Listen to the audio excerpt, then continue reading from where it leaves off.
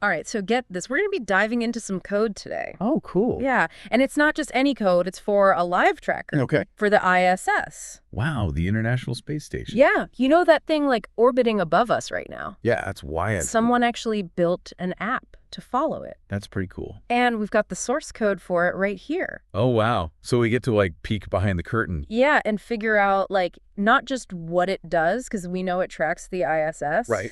But, like, the how and the why of all those lines of code. Yeah, and you can learn a lot about how a developer thinks by looking at their code. Oh, totally. So, like, if we were going to build this thing, what's the first thing we see when we open up the code? Well, first of all, you'll notice that the developer Mematron used a language called processing, which is specifically designed for visuals and interactive experiences.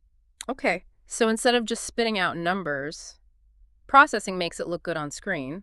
Exactly. Cool. But, like, where does it all begin? Well, every program needs like a foundation, a basic setup. And in this case, it starts with a bunch of constants defined at the very top. Okay, hold on. Break that down for us. What's a constant? So think of constants like fixed settings, they don't change. In Orbital, you've got the initial size of the map, how often the program checks for the ISS location, even the size of that little ISS icon. It's all predefined. So instead of having, like, random numbers throughout the code, they're all in one place. Right, and there's a good reason for that. Okay, why is that? It's all about efficiency and avoiding errors. Imagine having to change the map size in 100 different places versus just changing one constant. Yeah, that makes sense. Yeah, it makes code way cleaner. So these constants are like the background setup. Exactly. What about the things that change as the program runs, like where the ISS is? You got it. That's where variables come in. Unlike constants, variables hold values that can change, variably. Okay, I see. So the ISS's latitude, longitude, even whether it's day or night at its location, that's all constantly updating. So the constants are like the backdrop and the variables are the actors moving across it? That's a great way to put it. But it's all controlled by the code, right? Exactly. The code is like the director using those constants and variables to draw the map position, the ISS icon, calculated speed, and a lot more. Wow, it's amazing how much goes into this. Yeah, it's pretty cool. Speaking of visuals, there's a whole section here dedicated to drawing the word orbital on the screen. Oh, yeah. It's not just a simple font. It's like each letter is drawn line by line. Yeah, they drew that from scratch. Wait, really? It gives it that unique kind of retro look. Wow. They really put a lot of work into that. It seems like it. Yeah, that must have taken forever. Yeah, definitely shows their dedication. It's like they handcrafted these elements to make it their own. It's definitely more personal. And we see that attention to detail elsewhere too, but we'll get into that in a bit. Okay, so we're really starting to get a feel for this developer. Like, they're all about the details. Oh, yeah, for sure. But I kind of want to see this thing in action now. Me too. If we fire up Orbital, what's the first thing we see? Well, you get a loading screen. But it's not just some boring, like, blank screen. What is it? It's this cool, like, futuristic animation. Oh, really? Yeah, there's this arc that fills up and a percentage in the middle that counts up. Okay. And this half circle thing going around the edge, like a countdown timer you'd see in a movie. That's awesome. They really put a lot of thought into that. It makes you feel like you're waiting for something big to happen. Yeah, like you're launching into space or something. Exactly. And it makes sense that there's a loading screen, right? Yeah, because it has to get the ISS's location and everything. Exactly. It takes a second to find where it is in space Yeah. and download the data. So while that's happening, we get this cool animation instead of just a frozen screen. Exactly. It's way more engaging. So once it loads, what are we looking at here? All right, so you've got your map of Earth. Well, a classic. But this isn't just a static image. They made it dynamic. Oh, so it like resizes and stuff? Yeah, no matter what size your window is, the map adjusts perfectly. So it's always the right proportions. Exactly. They really thought of everything. What about labels and stuff? Does it have like continents and oceans marked? Oh, yeah. It's got all of that. But they didn't just use plain text for the labels. What do? They put them in these rounded squares.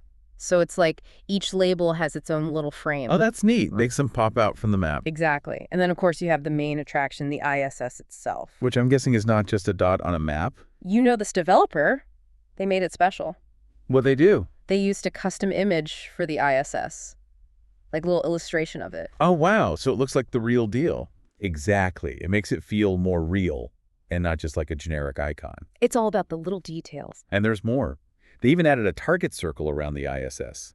Really? Yeah. It's like a subtle visual cue that draws your eye right to it. Oh, I see. Like you're targeting the ISS. Exactly. It reinforces the whole tracking aspect. So we've got cool visuals and animations, but what about like actual information? Can we see like where the ISS is and stuff? Oh yeah, for sure.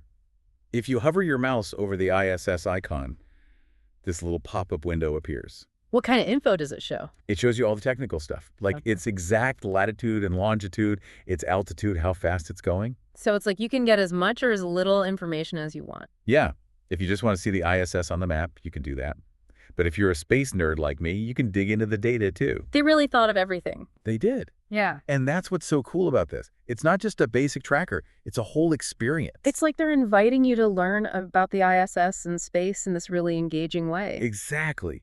And all these little details, the animations, the custom icons, the mouse over info, it all adds up to something special. Yeah, this is way more than just some code. Yeah. This is someone sharing their passion. And that's what I love about this deep dive. It's not just about the technical stuff, it's about the human element behind it. I'm convinced this isn't just some random app. It's like they poured their heart into it. Yeah, totally. It's like they sweated every little detail. Like, what else did they obsess over? Okay, so remember how we talked about the window icon? They made a custom one. Right. Like, most people would just use a generic one. Exactly, but they were like, nope, we're doing our own thing. So even before you open the app, you know it's going to be something different. Exactly. It's all about that first impression. It's like those little touches that tell you someone really cares. And it goes beyond just the visuals, too.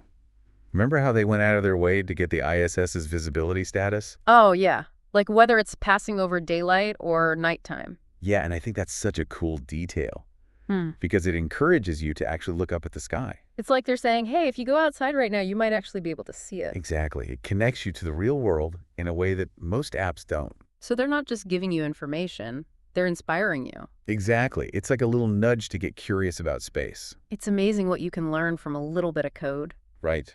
We started with just lines of text, and now we're talking about passion and inspiration.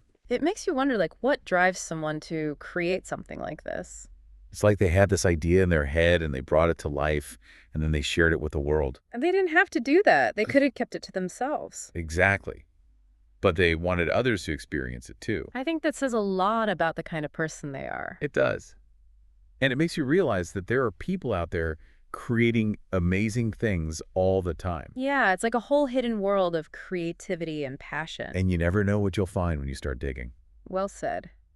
So next time you open up your phone or your computer, take a moment to think about the people behind the apps and the websites you use. You never know what you might discover. You might be surprised by the passion and creativity that went into making them.